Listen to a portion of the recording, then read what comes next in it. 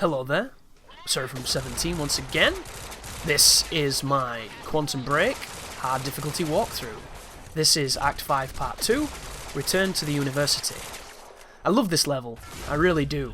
One of my favourite in the game. We are going back to the events that we did at the very beginning of the game, and we're doing it from a different perspective. And all of the mysteries of that first run-through, where Jack was really confused, we're going to get answers to all of those little moments that didn't make a lot of sense the first time. And I love that kind of time travel detail. I love this notion of all these unfurling events coming together and finally making sense. And it's one of the greatest strengths of the narrative in this particular tale. Because I don't think the conclusion of the story is all that satisfying, and I think it's, not great. But I think a lot of the touches and the side tangents to a lot of the storytelling is where all the interest really lies. But use your time blast here, and then get yourself into God cover, because it really is the safest place to be. And I can remember the first game where I really realised just how powerful this technique was. And don't get me wrong, it's always been powerful, this is not a new thing, but when you really notice that this game does it way worse than any other game, was in the Bourne Identity video game. I forget, was it Bourne Conspiracy, I think they called it? And I remember that game quite fondly because it was a tricky game on its hardest difficulty. It was a really fun game that I had no expectations of and I really enjoyed.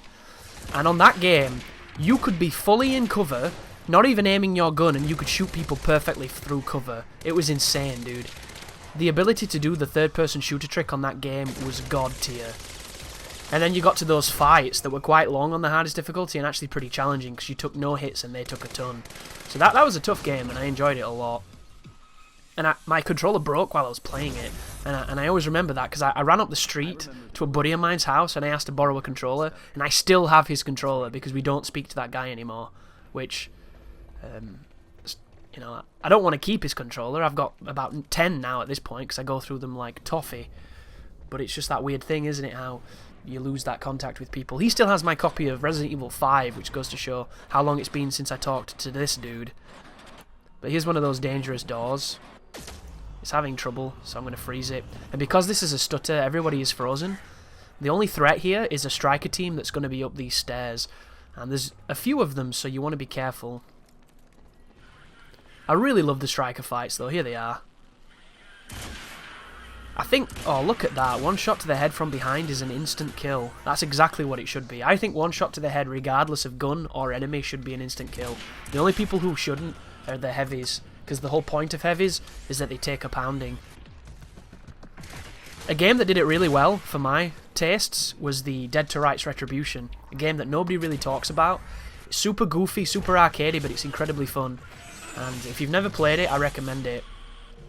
It's got some goofy dog missions that are super stupid on the hardest difficulty, but everything else in that game is stellar. I really liked it, for the time anyway. It might play like shit now, but at the time I can remember being very impressed. But there goes the striker team. Here is a bunch of really nice looking effects. I love the bleeding neons that you see, the artifacts on cameras that they're using here to convey there's a time moment. So all you need to do is reverse time and then follow the truck into the garage to get through the door. There it is. Come out of the time power. Here comes the truck. Under you go. And here is another massive firefight. So can you remember how I mentioned that God cover is really, really fun and useful? The God cover here is the truck. Almost nothing in this room can get close enough to put a threat on you, and if it does, you can just stack bullets with your triple firing pistol. Watch out for grenades. Grenades are dangerous. But aside from that, incredibly safe spot here. Really, really useful strat. I love this car park fight as well, because there's a lot of dudes. This is where it feels like the game's kind of trying to step up, but it forgets just how powerful Jack Joyce is and his abilities, and it just doesn't step up enough. But there goes the first of the heavies. You want to keep using your time powers because there's people striking around, there is heavies, there's all kinds of stuff. The good news here is that the far side of this is an elevator with a heavy and another dude. There's a bomb, there's a striker unit, there's a focus, there's a dead bitch. Oh no, he got away. Look at the effects though. I think it's all the motion blur that lets the frame rate cope so well with all this shit happening. Because the frame rate does dip, but you never really feel it impede gameplay, which is a great thing to say. And when I come from this game, which is a 30 frames per second game, to Dark Souls 3, which is a 30 frames per second game as well, Dark Souls 3 runs like shit compared to this. because it's just the difference in how they interpolate the footage to your eye. And I don't know what they do in this game, but it flowed really well. And I've got to give them props for that, even though it should have been 60. And if I want 60, I have to go PC, but I don't much like being a PC gamer. But that's just personal, even though PC gaming is by far the most superior version of any gaming. It's also the douchiest, though. You notice that? The worst thing about console gamers is the whole fanboy bullshit that you have to come up against, but some of the PC people, like, they're not even fun to talk to. I imagine it's like talking to a lord, sat on a horse with a croquet mallet, drinking tea, and I'm like a fucking gardener. He's just not having any of my shit, telling me all about, you know, FOV and Hertz and shit, whatever croquet lords talk about. PC Master Race for the win. Is that the end of the fight? There's no way that's... I was going to say, he's talking prematurely. Here comes the big guy, taking headshots like a champion, and he's dead. See what I mean, guys? Oh, here comes another one, though. A couple more heavies. They needed somebody who was heavy, who had a rocket launcher or something like that, some kind of ballistic threat, who literally forced you out of cover. They could have had a dude at the back on a laptop guiding a micro missile or something, and all you could hear was the beeping as it got closer, and it would Nikita your ass out of cover. So many things they could have done. You know, this is Monarch. It's had 17 years to get the most crazy technology to fight these future shifty bastards, and what did they come up with? The most generic, stereotypical trope of third-person shooters. 3 enemy types that are all as equally as mundane, and equally as ineffective against one person. And it is funny though, isn't it? Just think if Monarch had have hired us, we'd have the best soldier in the world on their team. They wouldn't have needed all these dudes. Like, look at Liam Burke. He goes through Monarch troops like they're butter. Why not just have him? 1 million of him. But here is a little bit of a puzzle on this particular sequence. You have to start this conversation, and then you have to run up to 2 other points. But you don't have to do the interim points. You can go directly to the end, and you'll get the code for the door, which has to be unlocked. That's an idea as well. You know, a game that has some interesting time mechanics that I think Quantum Break could have benefited from is that Super Hot, that first-person shooter where when you move, time moves, but when you stop, it pauses. That is a clever game, if you've never played it. A really, really clever game. I love the idea of it. I think it works very well. Surprised that fall didn't kill me then. Falling off of things in these games is the surest way to kill yourself. Never too much understood the fall damage on some games. Especially in stuff like Max Payne and Alan Wake. You could die from some ridiculous moments.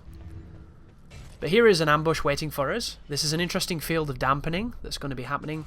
And then there's going to be an encounter against a bunch of dudes. So I'm going to use these escalators as a position of strength. Wow. The refraction there on the image was meaning I was missing that dude even though I thought I was on him. Uh-oh. Bouncy grenade. There it was. This is a good fight though, this. I like this. If you go inside, of course, you can't use your abilities. But if you stay on this edge, you can still use them. So it makes it very powerful for us to be here. And then this SMG is just great at stun locking people, putting them into that pressure, and there's not much they can do. But once you've done that, once you get the slow-mo kill, means you've killed everybody. And then you can go over here and turn off this machine. You cannot turn it off on its own console, you have to turn it off at the wall. And when you do so, it's going to affect the power. And a bunch of dudes are going to turn up with torches. And this was quite a scary fight when I first got here, because just the idea of the darkness and not being able to see, I thought was quite interesting. What I like to do, though, is I like to charge a time blast immediately. Although I don't have it at the moment, it's regenerating. And then I'm going to run back towards the escalators and use the escalators as a choke point. It works really well. I was going to try and punch this dude, and I didn't get the prompt because I think he's a heavy. And I don't know if you can do it to the heavies. But time vision is your best friend until the lights turn back on, which they will do, but it takes a while. So use your rifle, take out the heavies with a couple of well-placed phase shots, and try not to get murked by their crazy light machine gun fire. Closest thing to killing you in this game. I missed him, damn it. Oh, is it? There he was, and he's dead. So he's out, and he's just got the guy to the left. His buddies are a nuisance, but they're nowhere near as big a threat as this dude. So you need to make sure this guy gets it. Try to be a little bit more accurate than I'm being, if you can. And if you get put into a bad spot, just swap escalators. Mix up your position, mix up your cover, there go the lights, now we can see again. Put one in this dude's face and he should die. No, there it was. So now it's just little guys, so you can kill them however you choose to. There's another dead Monarch security man. We have become the destroyer of worlds, we are officially a serial killer / genocidal maniac, and then we can continue onwards and hopefully save the day. But hit the backpack for ammunition to make sure everything's full, and then continue on.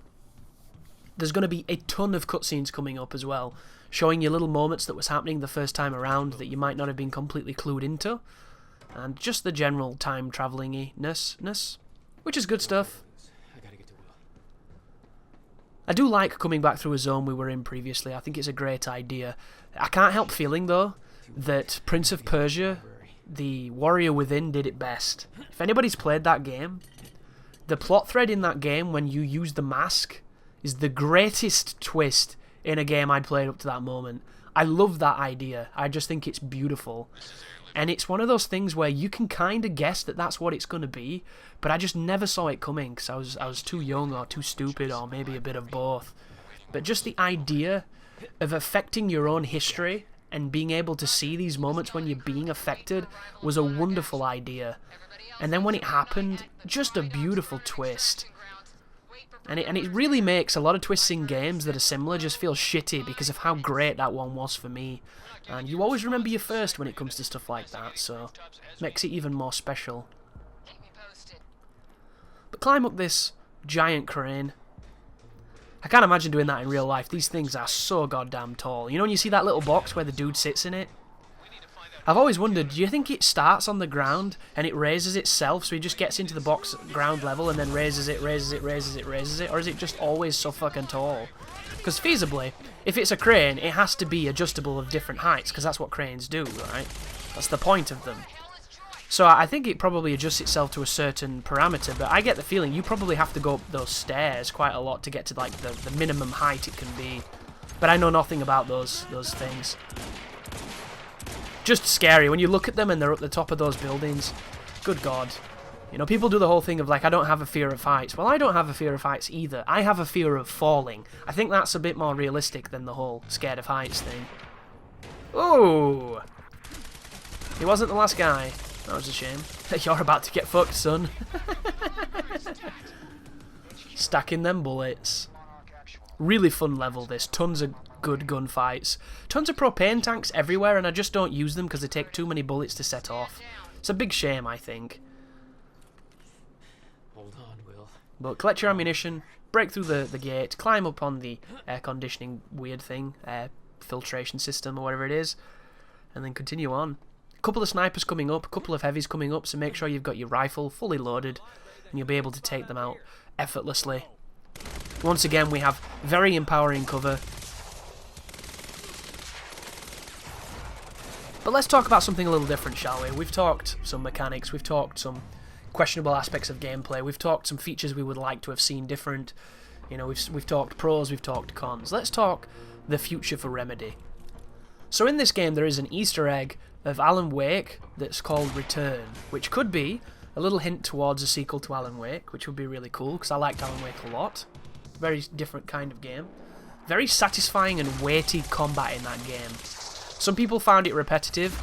I thought it just felt really good, the idea of, you know, freezing people and removing the shield with the torch, and then getting just those really awesome feeling shots that then made them pirouette into pyrotechnics. Such a really beautiful, stylized game.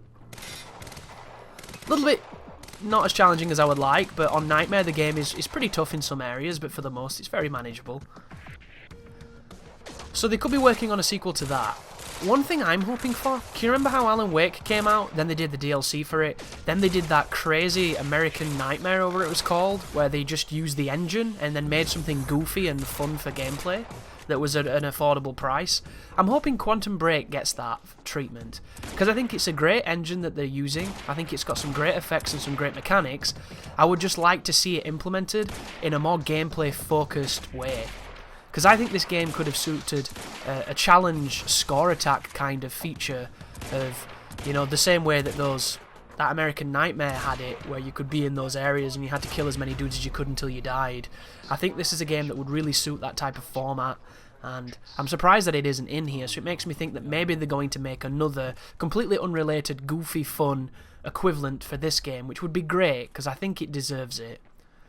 And then Remedy must be working on something after this, so I wonder what that will be. But they generally take about 5 years to make games, which is not a bad thing, because they always make something that's, you know, very specific and very interesting, which is exactly what this game is. So I'm curious to see where they go. I highly doubt it'll be anything to do with Max Payne, because Rockstar have been using that license, and they made a very good Max Payne game, even if I think Max Payne 1 and 2 are better than it. But that's just because I love Remedy's Max Paynes. So the chances are possibly Alan Wake 2, or maybe a new IP. I'm very curious to see what they do. I'm curious to see how this game performs. Because there's a lot of good here, guys. There's a lot of quality. There's a lot of cool stuff. The question is, will that translate to consumer demand? Will people buy this game? And will it have enough hook to it that a lot of people buy it and make it a real success? Because Remedy deserves success, and I believe that they deserve, you know, payback for the effort and the love that they've put into the game. I just can't help but feel like this is my personal weakest Remedy game, and that's counting Max Payne 2 as well, which a lot of people seem to dislike Max Payne 2. I think it was just an extension of what made the first game really great. You know, it was just a new avenue for storytelling, and I really liked the characters, and I really enjoyed the story. I wasn't a big fan of the Mona Sachs sequences, because they generally involve protecting stuff, and protecting things in third-person shooter is horrendous, and it's very difficult for bad reasons. But I loved being back in the world, and I loved just seeing that different story, even though I don't think it's half the game the first one was. The first Max Payne is an absolute masterpiece. But keep on moving through these areas, guys. Keep on hitting them doors, killing people, listening to Will, getting into the ethos of the game, as we move towards its finale, which is coming rather quickly, considering there's only a minute left of this video, which is the end of this part, and then the last video is the final boss, which is the most dangerous spawn start of a beginning of a fight in the entire game. But the boss itself is only tricky if you get unlucky, and I'm going to explain that when we get there. But for the most, you've pretty much beat the game at this point, guys, on this particular path on the timeline. Maybe the other timeline is the more challenging one. I'll definitely be checking that out, but as it stands, I haven't had time. I've been way too into Dark Souls 3. Really want to invade, but I don't want to pay for PlayStation Plus, so I'm going to have to wait another 6 days for the English Xbox One version. And then I'm immediately going to be making my first build / invading when I do so, to get some souls to level it up. So excited for PvP in that game, more so than PvE, and if you know me, that's generally not the case, but the PvE is really fun and great. It's just the PvP I'm craving it so bad. But thank you for watching, guys, and you take care now.